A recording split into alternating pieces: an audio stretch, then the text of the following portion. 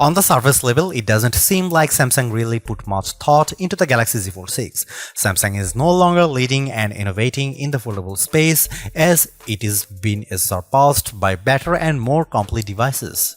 But for one skepticism, it turns out that there might be a method to the madness. The 6.3-inch cover screen is 2376 by 968 pixels with fully adaptive refresh rates from 1Hz to 120Hz. In general, I like using the cover screen since it isn't always practical to open up the phone and use the larger display. It's a nice little screen for web browsing, email and TikTok scrolling. It's fine for texts and messaging, though I still don't relish typing longer messages on the too cramped virtual keyboard. The screen is probably narrower than my iPhone 15 Pro Max by a solid half inch. The inner 7.6-inch screen is 2160 by 1856 pixels with a thin flat bezel. It's a very bright screen 2600 nits with a crease that is less noticeable than on previous tablet foldable phones. Don't get me wrong, you can still feel and see the crease, but Samsung has done solid work reducing the little eyesore so that it's getting closer to being unnoticeable. Visually, the Galaxy Z Fold 6 has a lovely, colorful and contrast-rich tablet display, perfect for virtually any task. I enjoyed watching Netflix and Max videos as much as I liked playing games like Call of Duty Mobile and Asphalt 9. It's great for browsing websites and long articles. In tablet mode, the Galaxy Z Fold 6 is very comfortable to hold. In flex mode, which is what Samsung calls it when you fold the screen 90 degrees and set the Galaxy Z Fold 6 on a flat surface, the display is useful for video watching and video calls, though I didn't like typing on it. As smartphones look more and more alike, so manufacturers differentiated their designs with unusual and sometimes ill-conceived camera arrays. If I were in charge, I'd aim for stability, or at least what Samsung has done with the Galaxy Z Fold 6, polish and professionalism.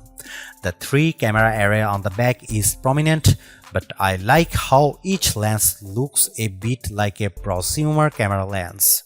That's the good news. The not so good news is that Samsung didn't do much to upgrade this array, and the cameras on the last Z Fold 5 were a disappointment. This is essentially the same camera specs as you'll find on the Samsung Galaxy S24.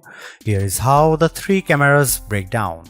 50 megapixel wide angle, f1.8 aperture, 12 megapixel ultra wide, f2.2 aperture, field of view is 123 degrees, 10 megapixel 3x optical zoom with aperture 2.4. It's a good set of cameras, and I took dozens of lovely photos in Paris under all sorts of conditions. Colors and sharpness are good across the board, low light performance is generally fine, macro photography is non-existent, portrait mode image of people and pets was gorgeous. I'm especially impressed with the color quality and details. This is clearly due to Samsung's significantly updated Pro Visual Engine, which is the computational bit of a Samsung's smartphone photography pipeline. It just gets better and better at understanding reality. That said, Samsung still makes skies too blue. Here is some camera samples of Samsung Galaxy Z Fold 6.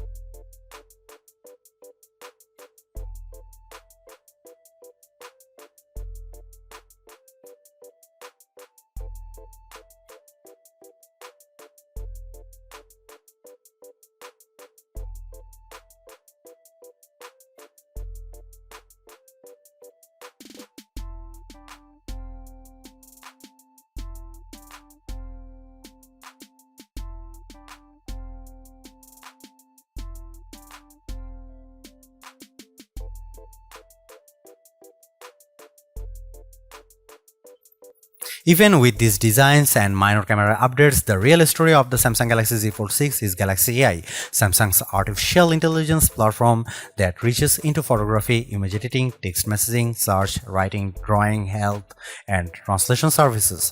These powerful tools, which arrived more or less fully formed with the new foldable phone, are more than useful, they are often fun.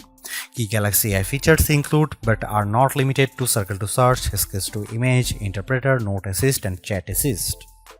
I have tried all these Samsung Galaxy AI features. Sketch to Image, which works best if you have access to an optional S Pen made for Fold, is good at turning simplistic line sketches into usable art. I drew in the Notes app sketches like a simple apple or a tooth, and each time Galaxy AI turned it into something attractive and useful, usually with a few options to choose from. It's a feature that wowed most people I showed, but they also expressed a skepticism about whether they might use it. Perhaps more useful is the sketch to image on photos, which let me add photorealistic elements to existing photos. I put a dog next to me, added a bird on my head and shoulder, sketched seagulls into a Paris skyline, and removed objects from other photos. In all instances, the results were convincing. Right down to shadows cast by the AI objects. AI altered images automatically get an AI generated content watermark. I used the Samsung Galaxy Z Fold 6 to record numerous meeting notes and then let my Galaxy AI transcribe the conversations. It even automatically summarized them. The results were, as far as I could tell, fairly accurate to the original source material. For as good as much of this Galaxy AI is, it does still feel like a work in progress. Sketch to Image can't generate fresh images of a detailed drawings and often encouraged me to create small objects. A sketch of Notre Dame, for instance, could not be used to generate a better image. Some of the sketch-to-image photo generations were significantly different than my initial drawings. For now, these are rough tools that create content that is at best inspired by your scribbles. I used the generative fill tool to remove people from behind me in a selfie, and the system impressively filled in the space left after their removal with a background that matched the surroundings. Beyond doing a competent job, these Galaxy AI tools are easy to use. Case in point, the interpreter. The interpreter lives under the quick panel, but you can move to your home screen, fold the phone into flex mode, and it's quite easy to let the system detect the language of the speaker and start interpreting. It can either interpret a foreign language speaker or do real-time two-way translation, so the person facing you sees what you are saying translated into their language, and you see on the main screen their words in a language.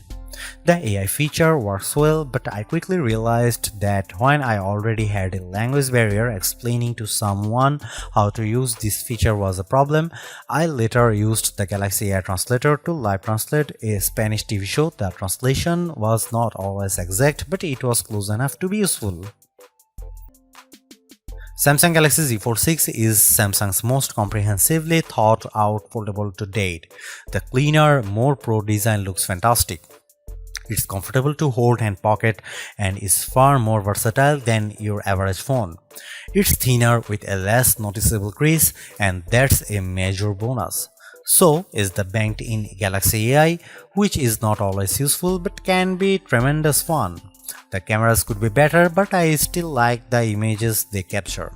The price may be my single biggest sticking point, but you may want to hunt for good deals because the Samsung Galaxy Z Fold 6 is so worth it. Thanks for watching. See you in the next one.